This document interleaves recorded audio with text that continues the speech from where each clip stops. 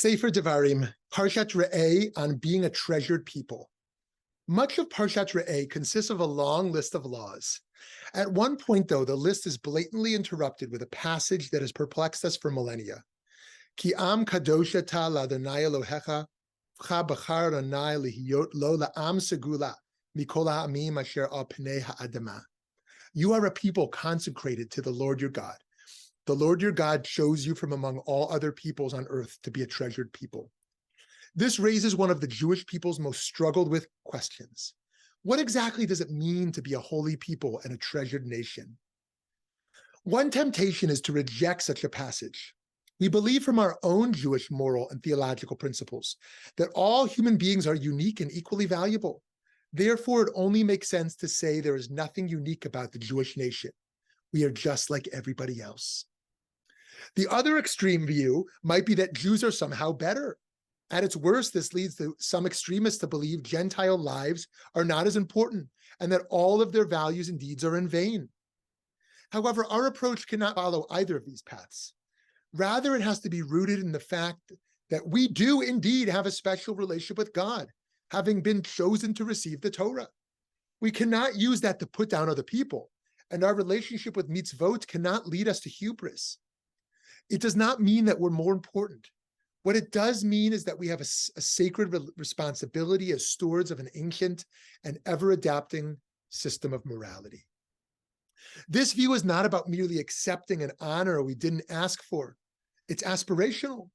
We must do the difficult work of living up to this status as a consecrated and treasured people. This is much like the difference between having a good wedding and having a good marriage. Our wedding to the divine came when we received the Torah at Mount Sinai. Yet all that getting married does is put you under the obligations of being in that special relationship. It is not a good marriage in reality unless you put in the day in and day out work for it. That work, the work of being in covenant with God, means striving to set a great moral example for the world. And it would be fair to say our record here is not perfect. There have been plenty of individual Jews throughout that, like all people, have done shameful things. Overall, though, I think we should be incredibly proud of the tradition we've inherited. A cynic might say that Jews have comparatively little history of oppressing people only because, for much of our history, we were powerless. However, I'd like to think it's also the result of our moral compass given to us with the Torah. Similarly, a cynic might say that Jews have been influential and done lots of good in the world by the luck brought about by accidents of history. Still, I cannot help but think the secret is in the way we've been charged with being a moral light to the nations.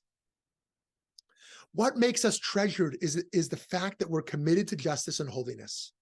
We are treasured insofar as we have an obligation to protect the vulnerable, a task that is spelled out for us over and over again in the Tanakh. So too, we are shown throughout our scriptures a pathway toward living a holy life of connection to the divine.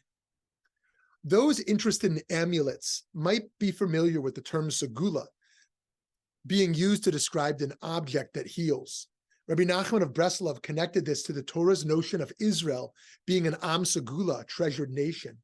He taught, this is like a segula used for healing.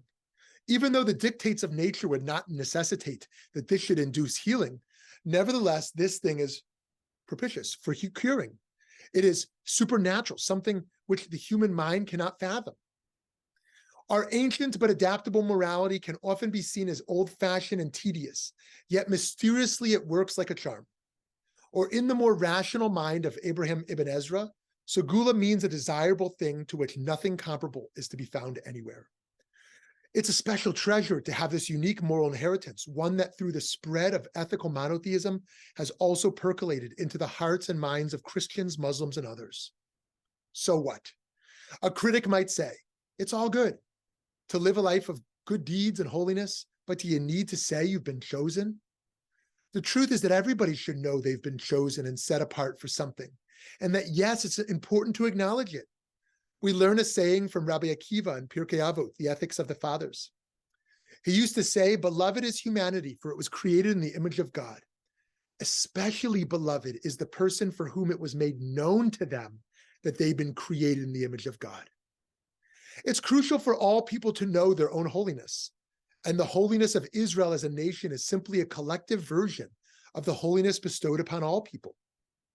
Rabbi Akiva continues to describe Israel with almost the exact same formulation he uses to describe each individual, saying, "Beloved are Israel, in that we are called children to the all-present. Especially beloved are they, for it was made known to them that they are called children of the all-present." And if all people are beloved because they bear the image of God, and all the moral rights and responsibilities that come with that, what makes Israel beloved? Rabbi Akiva goes on, "Beloved are Israel in that a precious vessel, the Torah, was given to them. Especially beloved are they, for it was made known to them that the desirable instrument with which the world had been created was given to them, as it is said in Proverbs 4:2, for I give you good instruction, forsake not my teaching." For the individual and the nation, it is one thing to be chosen for a special task, but in order to carry it out, it's also important that you're made aware of that mission. Perhaps this should inspire us to express to people how important they are.